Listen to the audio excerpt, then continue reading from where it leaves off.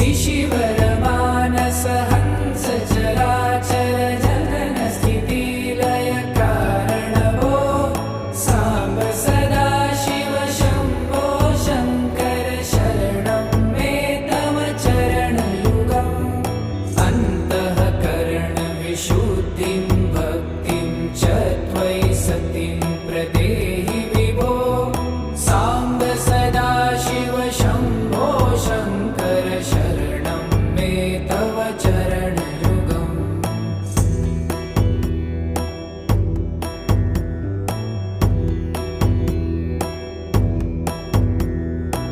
करुणावरुण